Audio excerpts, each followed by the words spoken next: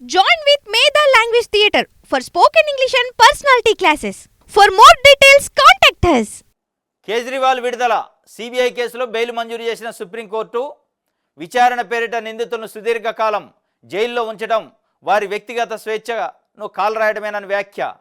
కేసుపై మాట్లాడొద్దంటే కేజ్రీవాల్కి షరతు. సీఎం కార్యాలయానికి సచివాలయానికి వెళ్లొద్దని నిర్దేశం. దర్యాప్తు సంస్థకు ధర్మాసనం చివాట్లు.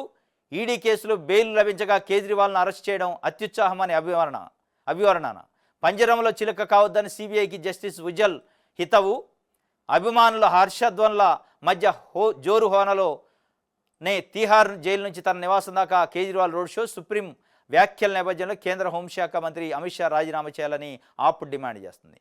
సుదీర్ఘకాలం అంటే కేసుల పేరుతోని సుదీర్ఘకాలం జైల్లో ఉంచి నిర్బంధించడం అనేది వ్యక్తిగత స్వేచ్ఛగా కలిగించడానికి సుప్రీంకోర్టు కీలకమైన వ్యాఖ్య చేసింది. ఈడీ బెయిల్ ఇచ్చిన తర్వాత బెయిల్ ఇచ్చిన దాకా వెయిట్ చేసి ఆ బెయిల్ ఇచ్చి ఇట్లా బయటికి వచ్చే ముందు మళ్ళీ సిబిఐ అరెస్ట్ చేయడం అనేది కూడా ఇది ఒక రకంగా కక్ష సాధింపు, దురదృష్టకరం కూడా అని సుప్రీంకోర్టే చెప్పింది.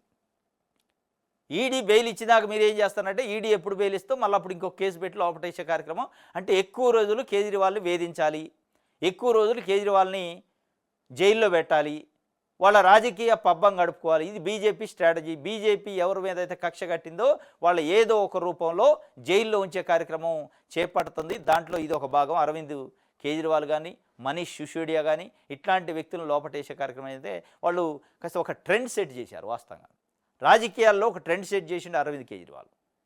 నీతివంతమైన పాలన, విద్య, వైద్యానికి అత్యంత ప్రయారిటీ, పేద వర్గాలకు సంబంధించి ఉచిత విద్యుత్తు, డ్రింకింగ్ వాటర్ ఇట్లాంటి అంటే పేద వర్గాలు, పేద ప్రజలకి అత్యంత అవసరమైన సౌకర్యాల మీద దృష్టి పెట్టి ఆ సౌకర్యాలను ఢిల్లీ ప్రజలకు అందించిండు.